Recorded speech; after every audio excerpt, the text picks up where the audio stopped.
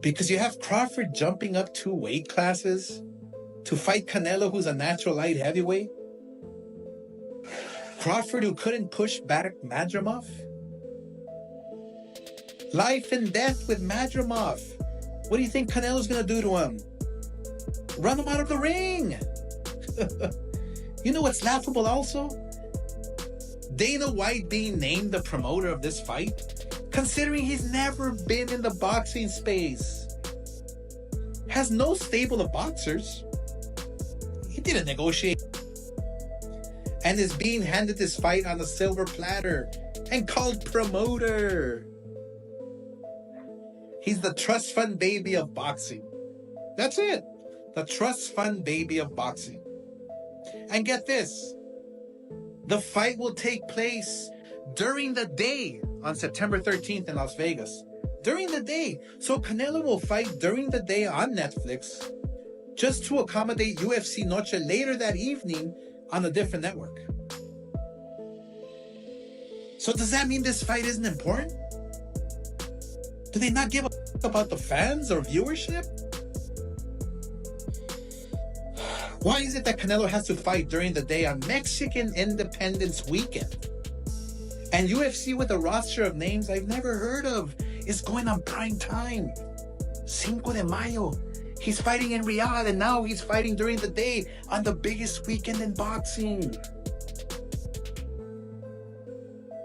Yeah, Canelo will fight anywhere. Anytime he's told, because he doesn't give a... All he cares is about the money. Doesn't give a fan. The Crawford versus Canelo chaos is turning into one of the most controversial fights of the year, a matchup that should have been legendary, but instead has fans divided. It's not because the fight lacks excitement or that the fighters aren't considered among the greatest of all time. The real issue here is that, honestly, this fight just doesn't make sense. Terence "Bud" Crawford has jumped through so many weight classes it's hard for fans to keep track.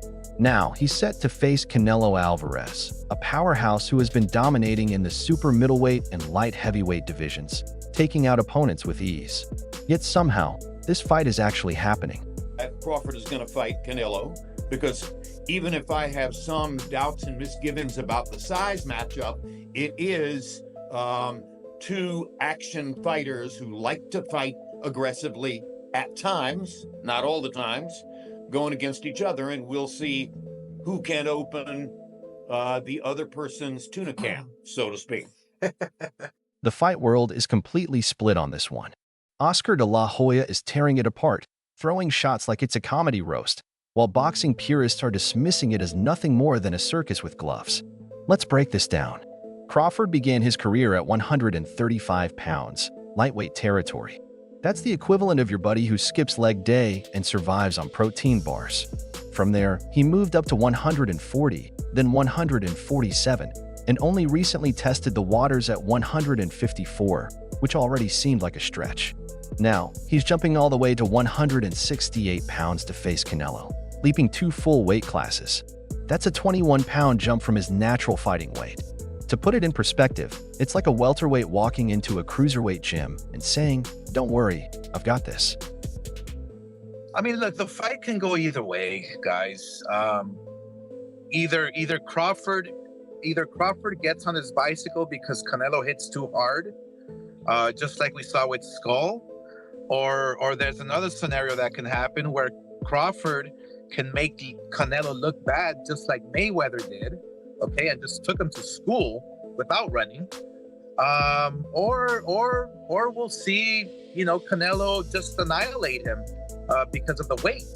You have to remember that Crawford is a 47-pounder or 54-pounder, coming and Canelo has fought he's probably weighed 200 pounds in the ring at one point. So and it makes a huge difference, guys. 1 pound, 2 pounds, 3 pounds makes a huge. And weight isn't just about the number flashing on a scale. It's about so much more: punch resistance, power output, body frame, muscle density, reach, and overall physicality. All these factors come into play, and they can't simply be measured by pounds alone. Q is best in that attribute. First attribute, best jab. Crawford. Best defense. Crawford. Nowadays, Crawford. I would say early in the fight, Canelo. And earlier in his career, Canelo. But he hasn't been that kind of fighter in recent years. Although Crawford is also hittable. With any fighter, when you talk about their defense, the question is not, can they be hit with a shot? You take punches. Everyone, the greatest defensive fighters ever get hit. Pernell Whitaker, Willie Pep, Floyd Mayweather, they all get hit. The question is, can you hit them with combinations? And both guys are hard to hit. With the two-piece, hard to hit. So who has the best footwork out of the two? In terms of cutting off the ring, last fight notwithstanding, Canelo has gotten much better at cutting off the ring. But Canelo has been comfortably sitting between 168 and 175 pounds for years now. He's the guy who eats steak, drinks tequila, and still wakes up looking jacked. Crawford, on the other hand, is built for speed, precision, and high fight IQ, not for absorbing heavy shots from a guy who fights like a walking brick wall. Now, here's where things get really interesting. Boxing legend and promoter Oscar de la Hoya hasn't held back on this fight.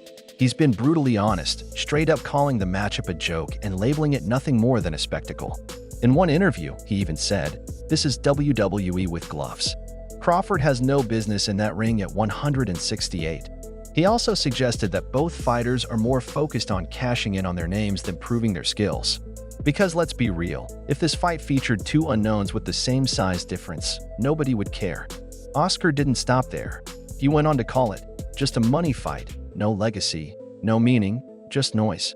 And honestly, he's not entirely wrong. The boxing world is completely divided over this, and it feels less like a fight and more like a heated political debate. I think Bud gonna cook Canelo. I think he's gonna cook him. I think, Canelo a hell of a fighter, but I think Bud just got all the tools to beat him. You don't think the weight difference is gonna be too big of an advantage? I think y'all make that something, in certain fights, Boxing makes it something, not us. like if this was like a Benavidez, he's actually a lot bigger than Bud, so that would like apply. But I feel like with Canelo, he's like physically kind of big, but like height wise, he's kind of small. So I don't think so. No. Corey, how you got a decision to stop this? Because Brandman and Boozy think that Bud actually might stop it. Me and Boozy talked about that. That's crazy. Me and him got on the phone, talked about it, but I think that's possible. Like, I'm not saying that it's going to happen, but I think it's a possibility if Canelo gets to acting out of line and not understanding that Bud could crack too. So I don't like the fight because Terence Crawford is a good fighter, but in the sport of boxing, it has divisions. You know what I mean? Right, weight classes. Yeah, weight classes for a reason. Weight classes and Terence Crawford is a good fighter in super lightweight, welterweight, super welterweight, but I think more. I remember when Terence Crawford fought with Madrimo. Yes. He looks slow. He looks with no power, and three more divisions. Two more divisions. I think it's a top fight for Terence Crawford. But Terence Crawford is a great fighter. He has a great defense. He has a good combination of punches. But I think the weight class is no good for him. On one side, you've got the true believers, the ride-or-die fans who are convinced that Terence Crawford isn't just moving up in weight, he's stepping into greatness. And these aren't just casual supporters either.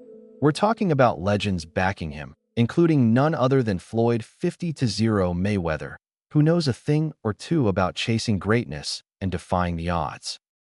You could take a guy like Canelo, this guy could do, he can pick and choose who he want to fight. And I'm gonna tell y'all the truth about Canelo. Easy, man. Easy. Y'all sitting up here, y'all praising this dude. This dude was nothing. I was almost 40 years old when I cooked this dude. Easy. Y'all always disrespecting our fighters. Live, only on DAZN, June 28th. Jake Paul versus Chavez Jr. Buy now at DAZN.com/boxing. The man who built an entire empire on defense, discipline, and precision is actually backing Crawford. Floyd has been dropping subtle hints, praising Crawford's exceptional ring IQ and claiming that Bud sees angles no one else can. And if there's anyone who knows about beating the odds in boxing, it's Money Mayweather. Then you've got Tim Bradley, another respected voice, who's been singing Crawford's praises.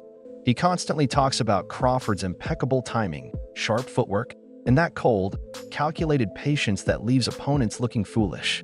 According to Tim, Crawford isn't just skilled, he's surgical. He doesn't depend on sheer power. Instead, he lures opponents into his traps. And let's not forget, Canelo has been caught in traps before. If Canelo couldn't knock out Charlo, do you really think that he's gonna knock out Crawford? I would pick Terence Crawford to beat a Canelo Alvarez, even at 168. Everybody can call me crazy and whatever you want to say. I get it. Y'all didn't believe me when I told you about Spence, but trust me, Crawford will figure out a way. I know a secret y'all don't know, and I ain't gonna tell you why I would pick Terence Crawford, but it's part of the secret is the reason why I'm picking him to win the fight. So Live, only on DAZN, June 28th. Jake Paul versus Chavez Jr. Buy now at DAZN.com/boxing. Let's not forget Eddie Hearn, who's hyping this fight like it's the Super Bowl of boxing. He's calling it one of the biggest matchups of the decade, insisting that Crawford is chasing legacy and immortality. According to Hearn, this is the kind of fight that gets people talking far beyond the boxing world. But now, let's flip the coin, because on the other side, the critics are going all in. Shane Mosley hasn't held back, claiming Crawford is about to feel a level of power he's never experienced. Mosley didn't sugarcoat it either. He believes Canelo hits differently. He's flat out saying that Crawford can be as slick and technical as he wants, but once that first clean body shot lands, it's over. That weight, that mass, it's real, and footwork alone won't save you from it. Then there's Sean Porter, someone who's actually been in the ring with Crawford. Even he's been brutally honest in interviews, saying that Crawford's style doesn't match well against a fighter as physically imposing and technically sharp as Canelo. The others say, like, no, that's 2 more weight classes. Like, once he gets touched by Canelo, it's going to be different. I am concerned about him absorbing a Canelo punch, especially through the course of 12 rounds. We do know this about Canelo. He's going to slow down, so I think if anything, Canelo would try to start fast and bang on him and break him down before he gets later, and he still got that kind of steam. But, there's so many components that make a champion. There's so many components that make a great, a legend. It's just so much to go into. It's a conversation that lasts an hour easily when we talk about all of the components that Terence Crawford has, all of the components that Canelo have, and how we find how they even out and who trumps one another, you know what I mean? We tried to do that with Errol Spence and Terence Crawford, and we see how that panned out, you know what I mean? So Porter didn't hold back either. His words were basically, look, Crawford's elite, no question, but this isn't his weight class. This isn't his lane. He even went as far as to say that if Canelo just absorbs Crawford's best shots and keeps moving forward, it could get ugly fast, like Thanos casually collecting Infinity Stones. Brutal. And to be clear, none of these legends are saying Crawford isn't great, far from it. They all respect his skills. What they're really saying is that this particular fight feels like a mismatch, more like something dreamed up in a marketing office than approved by a legitimate sanctioning body. And honestly, they might not be wrong. Crawford, Canelo, who you got? Crawford, Canelo? I still say Canelo. I got Canelo too. I still say Canelo. Ring IQ, I believe that Crawford has a bit more. Yeah. However, it's just the size difference. I think that where Crawford is lacking is that he should try test the waters even with somebody at that weight class before facing Canelo. But hey, they say he's a dog. He's got shot in the head and drove to the hospital, so maybe that's just his mentality. Hey, let's see. Only one way to find out till that day comes. It's the only way, but I definitely think that it's a great fight overall. Black and brown is how you get down. That's right. Because what happens if Crawford gets hurt? What if the jump in weight leaves him slower, less explosive, and easier to hit? What if Canelo finishes the fight in 6 rounds, leaving everyone sitting there questioning why this matchup was ever made in the first place? That's the risk here.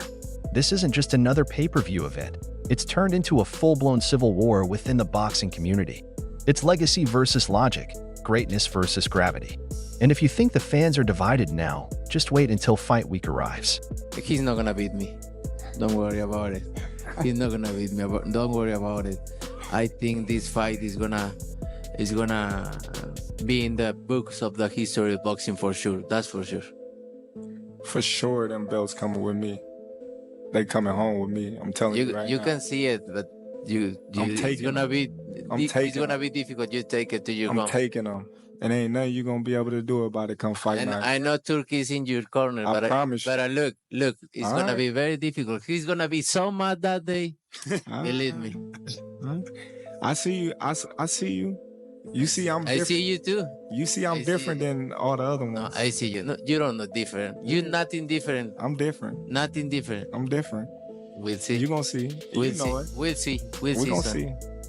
Let's be real. This fight isn't trending because it makes sense. It's trending because it sells headlines. This isn't about two fighters gradually working their way through the ranks to earn a shot at glory. This is about two of boxing's biggest names stepping far outside their natural weight classes to create a spectacle, grabbing attention more for the drama than the sport itself. I don't think it's a fight Canelo really wants, if I'm honest, because I think he feels like he won't get a lot of credit beating a light middleweight. And Crawford's going to move a lot in that fight, which is not ideal for Canelo. But what's his options? I mean, like, you know, if Bivol wins, he could fight him for undisputed. That's a very tough fight. What's the other options? You know, Benavidez is up at 175. Obviously, His Excellency wants to make that fight, so guess we could see it next. Terence Crawford versus Canelo Alvarez isn't your traditional clash of equals. It's not about determining the best fighter in a division. It's more like throwing two elite names into the same ring and hoping the hype does the heavy lifting. That's what makes this entire matchup feel less like a true championship fight and more like a Hollywood blockbuster. Big names, big lights, and big headlines. I feel like I got the speed over Canelo. I got the reach over him. He might got the size, the power. I got the better skills, boxing skills. Would it be more of a cat and mouse? The reality is Canelo does put people out. From Kirkland to Amir Khan to just... Don't just... Obviously, I'm just saying, man. No, but he's not Kovalev. Kovalev We have to was respect older. the power of And he Canelo. does. Don't get me wrong. He does have a lot of power. But all those guys that you name is not as skillful as me. I'm sorry. No disrespect to none of those fighters. The skill level is not there. So how do you see a fight with Canelo? Tough fight. Canelo is a great fighter. Like, I always had respect for Canelo, but I just believe in my skills. The fact that people doubt me, it just fueled me even more. Try to get the fight even more. And I'm watching them, I'm like, man, I can beat this dude. I've been fighting people bigger than me all my life, and I always came out on top. You gonna get hit. It's a fight. He gonna get hit too. It'll be good. So, the real question is, why is this fight even happening? Simple. Because it sells. This isn't undisputed versus undisputed in a way that feels earned through natural competition. It's undisputed versus undisputed in a way that screams brand activation. To be honest, it feels a lot like celebrity boxing, just with far better resumes. It's basically the Logan Paul versus Dylan Dennis kind of spectacle, only with world-class training camps and a more polished press tour. Sure, everyone's clapping, sharing clips, and hyping it up, but deep down, hardcore boxing fans are asking, where's Boots Ennis? Where's Benavidez? Where's Bivol 2? Where's the real smoke that actually pushes the sport forward? Because boxing purists know this isn't the fight that advances the game. It's the fight that hits pause for a flashy photo op. A lot of people are counting Crawford out. Crawford's he's smart, he knows what he's doing. Canelo, you know, I mean, he's not that big of a guy. He obviously weighs more, but I mean, you can't take nothing from Crawford. He goes in there to win. So I mean, I feel like it'd be a good fight. You know, it sucks that my brother didn't get the opportunity, but I mean, only Canelo knows why it didn't happen. And he's got to keep moving forward. You know, got to keep moving forward. But it's gonna be a good fight to watch. I got Crawford on this one. The thing with him, he adjusts. He's a smart motherfucker. He adjusts. He uses. He's not only does he switch from southpaw to orthodox, but he's just a smart. He has a high IQ in boxing, you know, and that's what I feel like. All these fighters that go in there to fight Canelo, they already go in there scared, is what I believe, you know, that which already beats him, you know. So Crawford's gonna go in there to not gonna go in there to fucking. So I mean, I have it going Crawford, bro. To be honest with you. People wanted to see Crawford fully clean out the 147 division, or maybe take on Jermall Charlo at 154. As for Canelo, fans have been begging for the David Benavidez fight, the real Mexican monster smoke that everyone's been craving. But instead, here we are, watching a fight that feels more like a high-end Super Bowl commercial. Big budget, huge names, slick promos. But does it really hold any true legacy weight? And the craziest part is, both fighters know exactly what this is. They've leaned fully into the drama, the intense face-offs, the viral press clips, and those roaring crowd moments. It's promo gold, no doubt. But deep down, the real question lingers. Was this fight made because it was earned, or because it's a marketing masterstroke? The last fighters that you fought, they ain't on my level. And you I know fought everybody. The last fighters you fought since 2000, Everybody. 2002. Mention me one. You Since mention me 2002. one elite fighter. Just one.